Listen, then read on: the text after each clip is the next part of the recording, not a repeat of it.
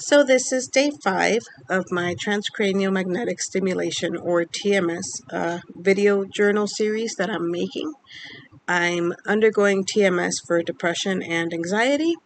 I also have ADHD, cerebral palsy, major depressive disorder, generalized anxiety disorder. Those are my current diagnoses. And my goal in this video series is to make a video every day that I'm undergoing TMS treatment so that I can talk about what the treatment felt like that day and keep track of my mood and talk about if there have been any mood changes throughout the treatment so I can keep better track of whether or not this is actually working for me. So today was day 5, starting a little bit. Going to start off with talking a little bit about my day. I had been on summer break because I work in the schools as a speech therapist. And today was actually my first day back at work from summer break. So that situation alone, I've talked about how work is very stressful for me. It can be very anxiety provoking. And I'm not going to go into details about that now because I've talked about it, quite a bit in previous videos, but I'll leave some videos up here and then the links down below if you want to learn a little bit more about my life stressors and things that can be stressful on the job working as a school speech therapist. So yeah, I already kind of had a feeling. I already knew that my anxiety was going to be amped up on the first day back at work, and it was.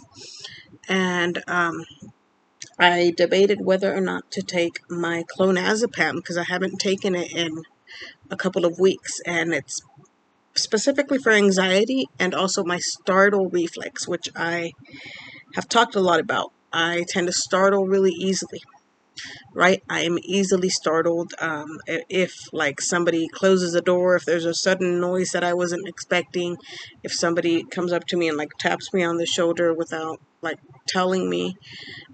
It like even if it's like really quiet and all of a sudden someone breaks the silence, not by like yelling or anything, but just by like asking a question or saying something in their normal tone of voice, I will startle. Now, I want to point out that my startle reflex had not been too bad over the summer. I think I was managing it pretty well. But today I think I startled during work at least 3 or 4 times because my desk is facing the wall and I have my back turned toward the door. I'm not the only one who works in the speech room. I work with the other speech therapist, who's also my supervisor in a way, and the speech therapist assistant. So it's the 3 of us sharing one room. And so like we each have our desks, right? And my desk is facing the wall, and the speech therapist assistant desk is also facing the wall on the other side. And so it's not facing the door. So typically my supervisor, the other speech therapist, has her door wide open when she's working for people to come in and out. So we would have like teachers and like people coming in, and I wouldn't hear them come in, and they would come in and they would just like in their normal voice just be like, oh hey, you're back, how are you, kind of thing, and I would like jump, I would startle, you know.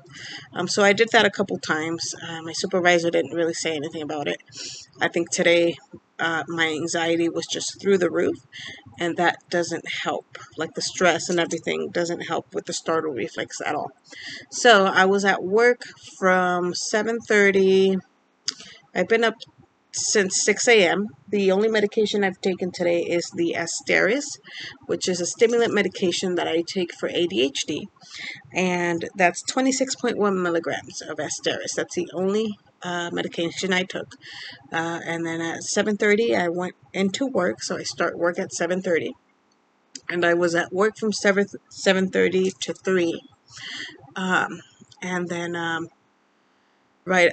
Typically, I get out at 4, but I did ask my boss, my supervisor's supervisor, the sped director, if I could get out an hour early for the next 2 months or so, for the duration of my TMS treatment. because otherwise I wouldn't be able to make it to my treatment on time and then come back home on time to start classes, because I'm also I'm also currently in graduate school, but all my classes are via Zoom.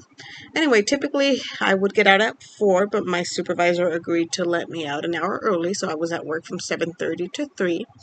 And then I don't drive, so uh, my mom picked me up, and my mom and my son was in the car too, and he's 10, so he was in the back seat. My mom was in the driver's seat. Picked me up from work, and we drove straight to the TMS center, which is a little over a half hour away from where I work. And treatment for TMS started at 4, right? So straight from work to the TMS center, and I was there from about 4 to like 4:45, 4:50, around there.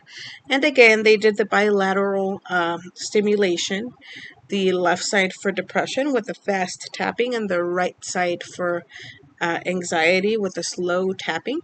They increased they always start at a low like threshold, or a low tapping intensity, a low threshold, right? I think they started at about 60, and the technician eventually increased it all the way to 80, 85. So, wasn't painful. It's just a little odd. Like, really feels like a woodpecker is constantly pecking at your skull. And also, like, the fact that it, like, hits I think the facial nerve sometimes, or whatever's responsible for, like, making your eyebrows move, and it just makes my eyebrows twitch sometimes. It's like a weird sensation. But again, it wasn't painful, and they're very accommodating, constantly asking me, you know, or telling me I'm going to turn it up a notch. You're now at 70, or you're now at 75. Does this still feel okay? Let us know if you need us to turn it down. They've been pretty great overall. And so at the TMS center, the technician's there the entire time, but he's like on his computer doing his own thing, and I was like sitting on the chair scrolling through like social media and checking my emails. And so of course we're not like talking the entire duration of the treatment, right? But whenever he would like randomly say something like, "Oh, for tomorrow, do you want to come in, at the same time, or is this intensity okay? Does it still feel okay?" Whenever he would say something, break the silence after a long period of silence, I would jump. So I would startle, and I hadn't been doing that. This is my 5th day, right? And I hadn't been randomly startling, not at least not by him speaking. But this is how I can tell my anxiety is really amped up. My anxiety levels are really up there, because when it gets to the point of like someone just breaking the silence and that startles me, that's something that hadn't happened in a while, and it was kind of embarrassing, and I really didn't know how to explain it, and I didn't even bother trying to explain it. He already knows I startle with random noises, so whenever he's gonna move something on the machine, or the gantry's gonna make a noise, he will like let me know beforehand to try to kind of front load me, right, and give me as much warning as possible. But I bet today he was surprised to kind of see that I was startling even at the sound of his voice. So yeah, I went in and they asked me what my levels were as far as depression and anxiety. So I said my anxiety is definitely heightened, because today was my first day back at work, and I would say it's at about a 9. And I would say my depression is at about a 6. And the thing that I've noticed about work is that it's so busy all the time. And I think this is the problem with like a capitalist society sometimes, right? And always like being always having to work constantly, without many breaks, kind of things. Like when you work in a fast-paced environment, and I think in America, a lot of adults just work so much that they don't have really time to like sit down and be at peace with themselves. And I think that it amps up my anxiety. And I don't think it lowers my depression, but I think that I'm so distracted by constantly being on and having to do things and not being able to think about how sad I really am or how depressed I'm feeling because I'm just constantly moving. You know, next session, next kids, next meeting, whatever we got to do. Let's go. Let's move it. It's such a busy day that I almost don't have time to feel the full effects of my depression until I take some time to kind of sit there. So I think that's why it tends to be worse when I'm not working, like during summer break or even winter break, or like we get a week off in October. So I've realized during like extended breaks, my depression really comes back with a vengeance. And I think it's because I have been so busy with my super fast paced life that I don't even have time to attend to how I'm feeling. Um, and I don't know that that's a good thing, right? Because those feelings are always there. I'm just suppressing them because I don't even have time to feel them. But the anxiety, it's definitely amped up. So that's how my anxiety and my depression levels were today. Um, I who did I see today? So my son, my mom, my dad, my sister, the usual people, the people I live with, the TMS technician. So like I said, I have the TMS treatment from 4 to about 4:50, and then we came back. We stopped by a sushi place to pick up sushi to go because at 6 o'clock I had class. So literally, I got here. I want to say I got out of the TMS office at 5 around there, but there was traffic on the way back.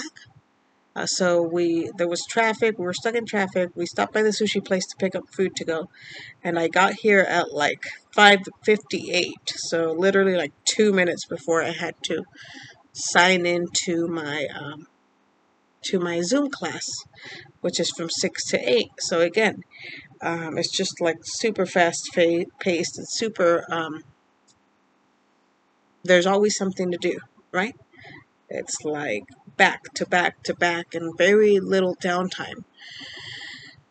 And the technician even said, because I told him a little bit about my schedule, because, he asked me how my first day of work was, and I said, I'm a little tired.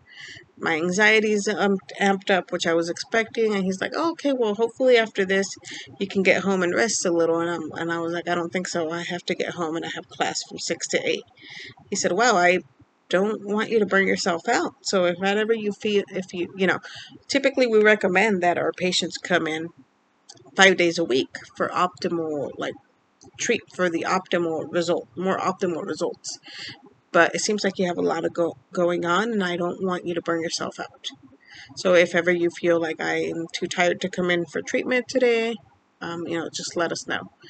Which I don't plan on doing, again, because I'm only going to have this insurance for the rest of this school year, which is until next July, right? From now until next July. So, because then I have to stop working because I have a full-time unpaid internship that I have to do, which won't really allow me any time to work.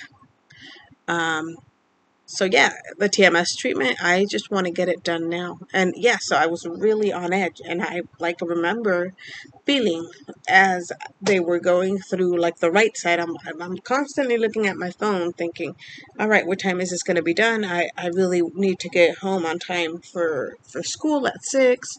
How's the traffic? Like, I just wanted it to hurry up and be done with. And I know that's not that's not the best thing to do for someone who has anxiety, to constantly be worried about, am I going to be able to make it to the next thing that I have to do, because my schedule is so jam-packed with things to do, back to back. So this is what my schedule is going to look like for the next month and a half until I finish treatment. So yeah, I don't know. I have the clonazepam. I'm trying not to take it, but if my startle reflex doesn't chill out, I might have to. Um, it's the first week back at work. We have to come in a week before the students actually come in. We don't have any students right now. The actual semester doesn't start until next week, exactly a week from now on August 5th. But I do have to assess an incoming student on a Wednesday. So I have to assess her before school starts because her meeting is on Thursday. Um, and from what I have heard about this particular student, she's very she might be. I think she's on the spectrum. And I think she's a kindergartner. And she's very sensory seeking. So the school psychologist was telling me that she'll like randomly run up to you and like hug you or try to touch you or and I don't know if she's loud. She may or may not be, but considering how jumpy I've been, it does not seem ideal for me to have to assess a student who is going to be try to be very like tactile with me. And a lot of students with ASD sometimes will scream or will just lots of like sensory seeking behavior type things. Um, and I just feel like I'm not in the right place mentally or emotionally right now to have to deal with that. And I think what makes it worse is that again I don't have my own speech room. I work with my speech supervisor and the speech therapy assistant. So like the assessment that I have to conduct, they are also watching me as I as I assess children. And I think the girls' parents are going to be in the room too. So it's going to feel like not only am I already on edge, but everybody's in the therapy room. Everyone's going to be in the therapy room watching me as I try to assess this child. And, assessments, um, especially with little ones who are on the spectrum, who may be minimally verbal, which I think she is, they don't always go well. They rarely go as expected, and you have to do a lot of improvising because the kid they might not want to sit down and like listen or sit down and attend to what you're trying to tell them. So a lot of times they'll run out of the room. You have to chase them down and or try to get their attention and be very like animated and very out there, to keep their attention. And boy, am I not in the right frame of my space of mind right now to be super energetic. So I'm kind of dreading that assessment that I have to do, and that's Wednesday morning because I feel like I'm going to have an audience, and I don't know how well it's going to go. But I'll try to prepare for it as best as possible tomorrow. Yeah, so that is my day in a nutshell. That's what I did, that's who I saw, and that's how I felt. And that this concludes day 5 of TMS therapy. And I will be back tomorrow to report on day 6.